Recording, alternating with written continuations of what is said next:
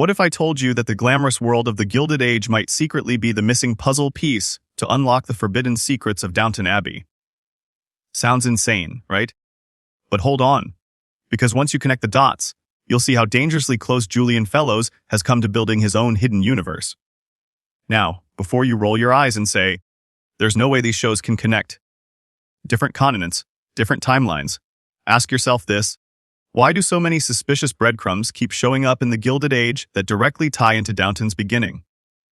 Why did Gladys Russell, of all characters, suddenly sail home on the Titanic's sister ship, the Britannic, the very vessel linked to the tragedy that launches Downton Abbey's entire story? Coincidence? Or a forbidden clue Fellowes never expected us to notice? Here's the part nobody talks about. Gladys Russell's marriage in Season 3 wasn't just another storyline about arranged unions and social climbing. It was the quiet opening of a door that could lead her directly into the same elite British circles where characters like Violet Crawley were sharpening their claws decades earlier. Think about that for a second. Violet Crawley, the Dowager Countess herself, in her prime, meeting a newly minted Duchess of Buckingham from New York's ruthless high society. The clash of these titans wouldn't just be entertaining, it would be explosive. But let's pause here, because before we get carried away with the dream crossover, we need to face a controversial truth. Crossovers between beloved shows usually fail. They get messy, fan-servicey, and awkward. Just look at all the franchises that collapsed under their own ambition. So why even entertain this idea? Because Fellowes, whether by accident or design, has been planting seeds since the Gilded Age's opening season. And ignoring them now would be like ignoring the Titanic iceberg sitting right in front of us. Here's the forbidden knowledge I stumbled across back in 2018, years before the Gilded Age even premiered. Fellowes teased the idea of including a young Violet Crawley getting into trouble. Did he just throw that out there for fun? Or was it a secret roadmap we were never supposed to see? And this is where I need you, the audience, to weigh in. Let's play a hypothetical. If Gladys Russell and Violet Crawley ever crossed paths, who would come out on top in a battle of wits? Would Violet's savage one-liners destroy Gladys on the spot? Or would Gladys' American boldness force Violet to finally meet her match? Drop your take in the comments, because honestly, I don't think this question has a clear answer, and that's what makes it so addictive. Now, here's where the problem really kicks in, and it's a big one. HBO owns the Gilded Age. ITV owns Downton Abbey. Two different empires, two different sets of lawyers, and no official handshake. Which means even if Fellowes wanted to merge them tomorrow, the legal red tape would be a nightmare. Imagine being Gladys Russell herself, standing in front of the gates of Downton Abbey, ready to knock only for a lawyer to say, "Sorry, wrong contract." It's almost tragic. But here's the wild twist. Even if the studios never allow a formal crossover, Fellowes doesn't need to show us Violet Crawley in full glory. He just needs to give us the shadow of her presence. The whispers of her influence. The kind of subtle storytelling that makes audiences feel like they've stumbled onto a secret history. And that's why I think we're not just heading toward a crossover, but a hidden one, disguised in plain sight. And yes, before we go further into this rabbit hole, let me say this.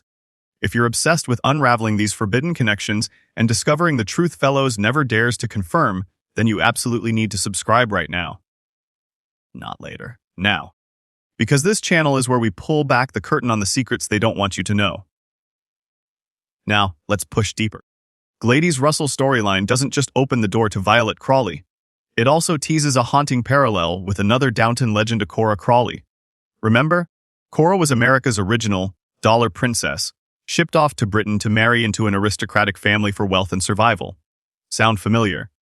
Gladys just walked that same path. And here's the kicker: the timelines almost line up. Almost. Cora doesn't arrive in London until 1888, and she doesn't marry Robert until 1890. Meanwhile, Gladys ties the knot in 1884. So the question is, will the Gilded Age dare to time skip? Or will we get an encounter in New York that secretly sets Cora's destiny in motion? And if you think that's too far-fetched, remember this: Fellowes has already admitted the Gilded Age was originally conceived as a prequel about Cora. Yes, you heard me right. The show we know today could have been Cora Crawley Origins. Which means every time Gladys appears on screen, we're not just watching her story. We're watching the shadow of what could have been Downton's beginning. But here's where it gets deliciously dangerous. If Gladys does meet a young, lovesick Cora in New York, the two women would stand at opposite ends of the same fate. One entering a loveless marriage that eventually blossoms, the other entering a respectable marriage that could crumble under the weight of British tradition. Imagine the irony.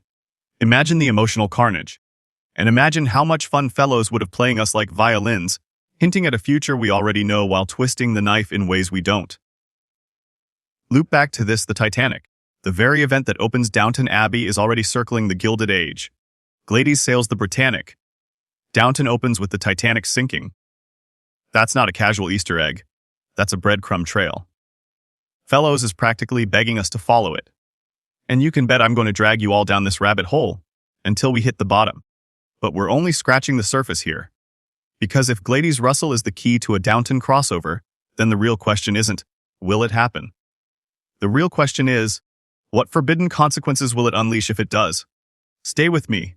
Takes us deeper into the shadows, where hidden timelines, secret character ties, and dangerous narrative risks begin to unravel. Now, let's step into the shadows. Because the deeper you look at this so-called coincidental overlap between the Gilded Age and Downton Abbey, the harder it is to dismiss. What if we're not just seeing hints of a crossover, but the beginnings of an entirely secret timeline Fellowes has been weaving for years? Think about how Fellowes writes. He doesn't just build stories, he builds ecosystems. In Downton Abbey, every upstairs scandal and every downstairs whisper mattered. Every detail, no matter how small, carried ripple effects.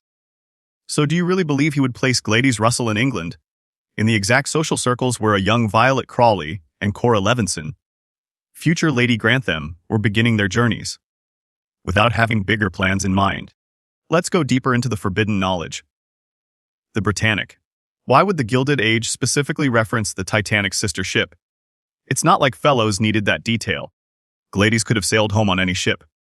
But no, he chose the Britannic, the very vessel that became a wartime hospital ship, directly linked in public imagination to the Titanic. And what was the Titanic? The iceberg that launched Downton Abbey's very first line of dialogue. This isn't a random Easter egg. This is Fellowes whispering, pay attention. The worlds are closer than you think. Here's a hypothetical for you. What if the Gilded Age ends? Not with Bertha or George in New York, but with a final shot of Gladys standing at a train station in England, as a young Violet Crawley walks past her without even noticing. The shows never officially merge, but in that moment, the universes collide. That's the kind of storytelling that doesn't need legal contracts. It just needs courage. But let's confront the controversy. Because there's a painful truth lurking here. Crossovers are dangerous. Too much fan service and the entire structure collapses. Imagine the Gilded Age devoting an entire episode to Violet Crawley dropping sarcastic one-liners. Fun? Sure. But it would cheapen everything the show has built on its own. On the other hand, imagine Violet appearing only once, devastatingly subtle, her words like daggers, and then vanishing. That's not fan service. That's a legacy moment. Now, I know what you're thinking. This is never going to happen. HBO and ITV aren't even in the same room. Fair point. But ask yourself this, since when has Julian Fellowes cared about rules? This is the man who wrote Gosford Park, a film that redefined how period dramas could function, and then turned around and created Downton Abbey, which became a global juggernaut. He doesn't play it safe. He never has.